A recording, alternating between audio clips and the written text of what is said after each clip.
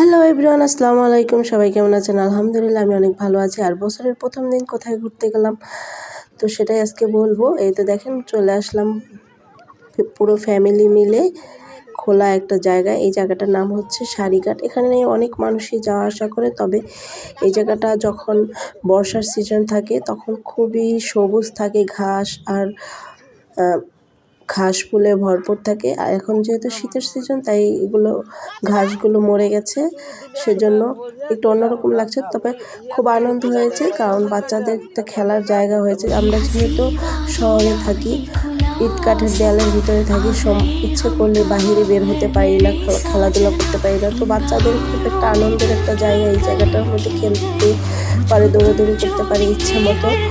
তাও চলে গেলাম, খুবই ভালো লাগলো, ফ্যামিলির সাথে সময় কাটালাম। আর আমার ছোট মেয়েটা তো দেখুন খুবই এক্সাইটেড, খুবই আনন্দ করছে।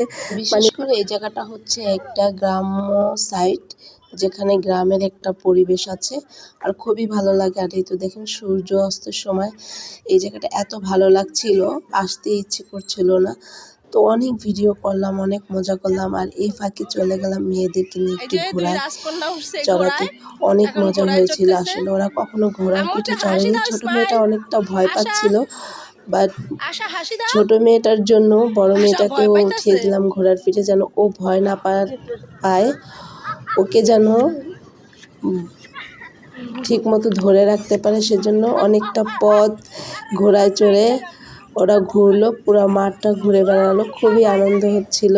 আর সবাই তো তাকিয়ে আছে যে ঘোড়ার পিঠে চড়ে বা মেয়েদেরকে কীভাবে ঘোরাচ্ছে। আসলে জীবনে কোনো কিছুই অপূর্ণ থাকা উচিত না, শখ পূরণ করতে হয়, সেটা ছোট হোক আর বড় হোক। তো ভালোই লাগলো ওদেরকে ঘোড়ার পিঠে চড়িয়ে অনেকক্ষণ মাঠের ভিতরে ঘোরাঘুরি করলাম। এই তো আমার মেয়েটা তো খুব ভয়ে একবারে অস্থির হয়ে গেছে, কিন্তু ওর বড় বোনের জন্য বেশি একটা ভয় পায়ও নাই। আর এই তো মাঝে কিছু ছবি তুলে রাখলাম বাচ্চাদের। 2025 সাল শেষ না হতেই বছরের প্রথম দিন কিছু ছবি ফ্যামিলির সাথে তুলে রাখলাম। কেমন হয়েছে অবশ্যই তোমরা কমেন্ট করে জানাবে। আমার পুরো ফ্যামিলির সাথে ছবি তোলার ইচ্ছা ছিল, বাট ফ্যামিলির সবাই তো আর একসাথে হওয়া যায় না, সবারই কাজের ব্যস্ততা থাকে। এই তো ছোট ভাইয়ের বউ, তাদেরকে নিয়ে একটু ঘুরতে গিয়েছিলাম। আর মেয়েরা তো ঘোড়ায় চড়েই আনন্দ পাচ্ছে বেশি, বারবারই বলছে আম্মু একবার না দুইবার ঘোড়ায় উঠছে। আর এই যে ছোট মেয়েটা একটু উঠে পড়লো এর ভিতরে, এখানে এসে ঘোড়া ঘাস খাচ্ছিল, তো ছোট মেয়েটা দেখছিল, খুব আনন্দ পাচ্ছিল। আসলে এই ধরনের পরিবেশে সচরাচর আমাদের আসা হয় না, যার কারণে হুট করে দেখে মেয়েটা অবাক হয়ে যাচ্ছিল যে এটা আবার কি। ঘোড়া তো সবসময় বইয়ের মধ্যে দেখে বা মোবাইলে দেখে, বাস্তবে দেখে তো অবাক হয়ে যাচ্ছিল। আর এই জায়গাটায় দেখে একটু সবুজ ঘাস আছে, ভালোই লাগছিল। আসলে এই জায়গাটা এমন একটা জায়গা, মানে আসলে বোঝা যাবে যে দেখতে মনে হয় কি যে মাঠ। আর এই তো আমি একটু নৌকায় চড়ে ভিডিও করে নিলাম। সূর্যটা অপোজিট সাইডে ছিল দেখে আমার চেহারাটা ভালো মতো দেখা যাচ্ছে না, তারপরে ভিডিও করলাম। ভালোই লাগছিল নদীর উপরে ঘুরতে। আর এই তো খোলা জায়গায় ঘুরে বেড়ায়। সর্বশেষ চলে গেলাম পান খেতে। আমি কি মশলা দিয়ে পান খাবো সেটা আজকে দেখাবো, চলেন। অনেক ধরনের মশলা, আর আমি তো দেখে অবাক যে একটা পানের ভিতরে কত রকমের মশলা দেয়। মশলা মানে 10-15 আইটেমের মশলা দিয়ে পান বানাচ্ছে। আর আমি যেহেতু আগুন পান খাবো, খুবই ইচ্ছে ছিল, সবসময় মোবাইলে ভিডিওতে দেখি আগুন পান খায় সবাই।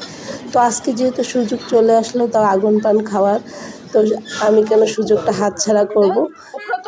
তো এই তো আমার আগুন পান রেডি হয়ে গেছে। তো ভাইয়াটা আগুন পান বানিয়ে দিচ্ছিল, কত পদের মশলা দিচ্ছিল, আমি তো ভয় নেই আবার মুখ টুক পড়ে যায় কি না। যাই হোক আলহামদুলিল্লাহ অবশেষে আগুন পান এই তো মুখের ভিতরে যখন দিচ্ছিল তখনও ভয় করছিল আল্লাহ নাকি মুখ পুড়ে যায় না, মুখ পড়ে নেই, ভালোই লাগছিল। আর এত মানে একটু গরম লেগেছিল, আর পানটার ভিতরে এত প্রকার মশলা যে মুখ পুরো ভরে যায়, মানে মুখ লাড়ানোই যায় না, তাও কি কষ্ট করে লাগছে। আর এত মজা লাগছিল পানটা বলার বাহিরে, এত মিষ্টি আর এত ভালো লাগছিল। আর এই তো আমরা 3 জন মাঝে একটু ভিডিও করে নিলাম ঢং করে কেমন হলো। তো প্রিয় বন্ধুরা সবাই ভালো থাকবেন, সুস্থ থাকবেন আর আমাদের জন্য দোয়া করবেন, লাইক করবেন, শেয়ার করবেন এবং সাবস্ক্রাইব করে যাবেন। আল্লাহ